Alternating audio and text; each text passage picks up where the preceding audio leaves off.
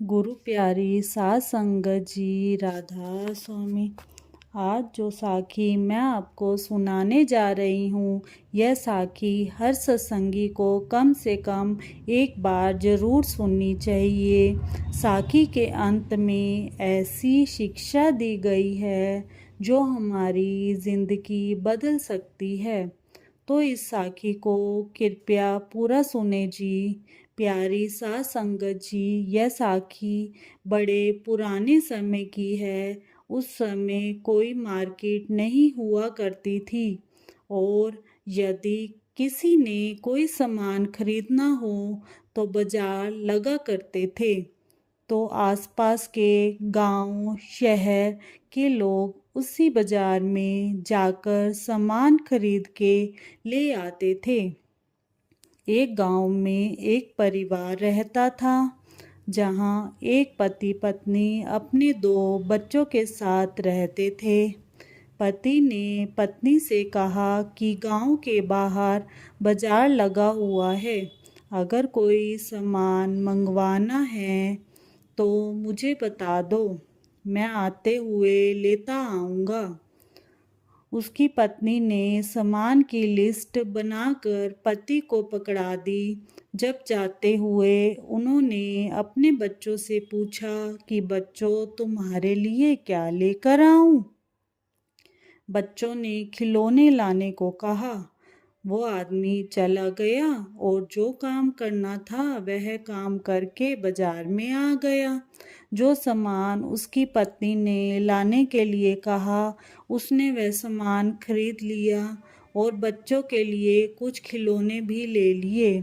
सामान लेकर जब वह वापस घर को आ रहा था तो उसने देखा कि एक बाग के बाहर एक तोते बेचने वाला बैठा है। जब उसने तोते देखे तो एक तोता बहुत सुंदर था और बहुत प्यारा था, क्योंकि वह तोता बोलने वाला तोता था, इंसानों के साथ बातें भी करता था। उसको तोता बहुत पसंद आया। उसने उस तोते को बेचने वाले को 2 रुपए दिए और वह तोता खरीद लिया। उस समय ज़माना बड़ा सस्ता होता था। वह तोते वाला पिंजरा लेकर घर आ गया। पत्नी को सामान दिया, बच्चों को खिलौने दिए, लेकिन बच्चों को खिलौने से ज़्यादा वह तोता बहुत पसंद आया, क्योंकि वह तोता बोलता था, बातें करता था। 2-3 महीने वह तोता उनके घर रहा। तो 3 महीने के बाद दोबारा जब उस जगह पर बाजार लगा तो उसने अपनी पत्नी को कहा कि कोई सामान मंगवाना है तो लिखकर मुझे दे दो। उसने सामान बता दिया। जब वह जाने लगा तो तोते ने कहा कि मैं एक संदेश भेजना चाहता हूँ, क्या तुम मेरा संदेशा दे आओगे? उसने तोते से पूछा, बता तेरा क्या संदेश है? तोते ने कहा कि जिस बाग में से आप मुझे लेकर आए थे उस बाग में आप जाना और वहाँ पर मेरे साथी तोते आज़ाद घूम रहे होंगे।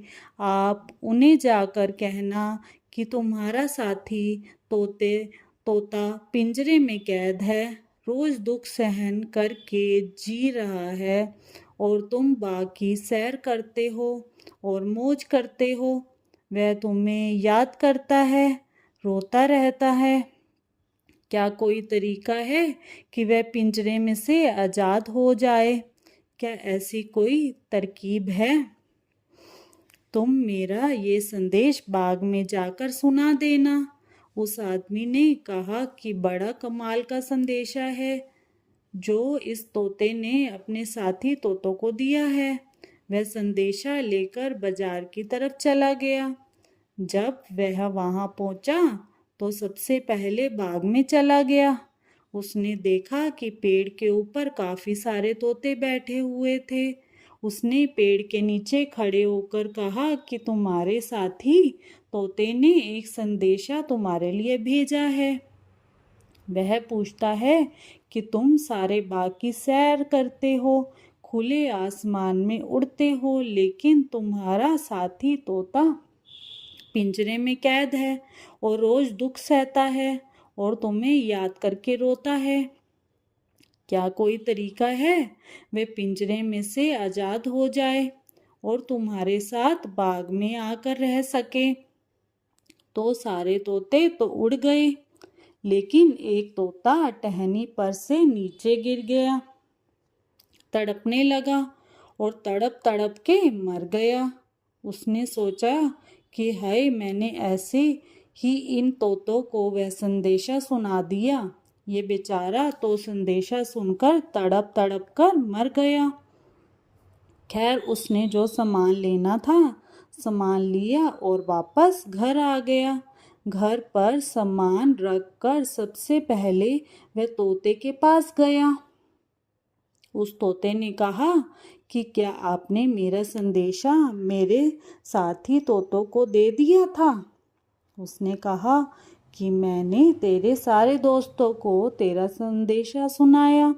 सारे तोते तो उड़ गए, लेकिन एक तोता मेरी बात सुनते ही पेड़ से नीचे गिर के तड़प तड़प कर मर गया। जैसे ही उस तोते ने ये बात सुनी तो वह भी पिंजरे में तड़पने लग गया और तड़प तड़प के उसने भी अपनी जान दे दी। उसे बहुत दुख हुआ कि हाय हाय, मैंने ऐसे ही इसको संदेशा सुना दिया। इसने भी उस तोते की तरह तड़प तड़प कर जान दे दी। उसने जब अपने मर चुके तोते को बाहर निकाल कर रखा और थोड़ा सा पीछे हुआ, तो उसी समय तोता उड़ गया और उड़कर दीवार पर जाकर बैठ गया। वह आदमी बड़ा हैरान हो गया। उसने तोते से पूछा कि यह क्या राज है? मुझे कुछ समझ नहीं आ रहा। तेरी साथी तोते का क्या संदेशा था? क्या राज की बात है? तू मुझे बता। तोता बोला, जब तुमने बाग में जाकर यह कहा था कि पिंजरे से आजाद होने का कोई तरीका है, तो जो तोता टहनी से नीचे गिरकर तड़प कर मर गया था, दरअसल वह मरा नहीं था। उसका यह संदेशा था कि अगर तू पिंजरे से आजाद होना चाहता है तो तुझे मरना पड़ेगा।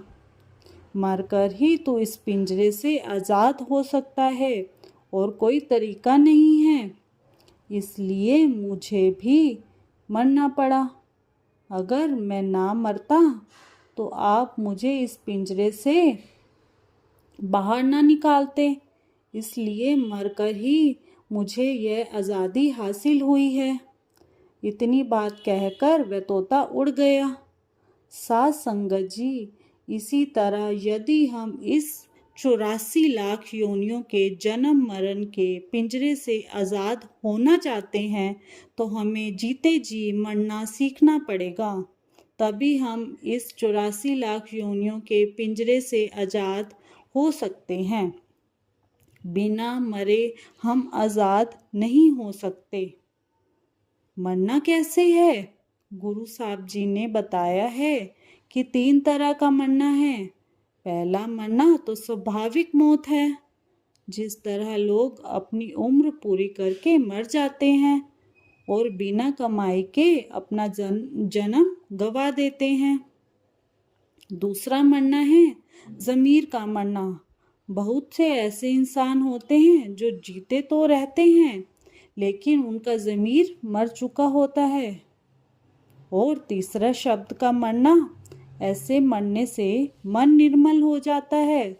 ऐसे में इंसान गुरु से शब्द का भेद लेकर शब्द का जाप कर कर रोज मरता है और ही जीता है। उसे फिर मरने से डर नहीं लगता। तभी तो कबीर साहब जी ने कहा है, जिस मरने से जग डरे मेरे मन आनंद, कब मरूं कब पाऊं पूरन परमानंद। फिर इसको मरने से डर नहीं लगता, बल्कि उस मरने में आनंद आता है।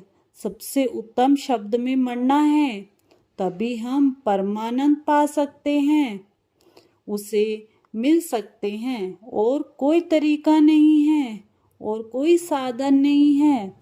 इसलिए हम रोज रोज भजन सिमरन में बैठकर मरण का एहसास करना चाहिए और उस मालिक की इच्छा में रहकर जिंदगी व्यतीत करनी चाहिए। राधा स्वामी।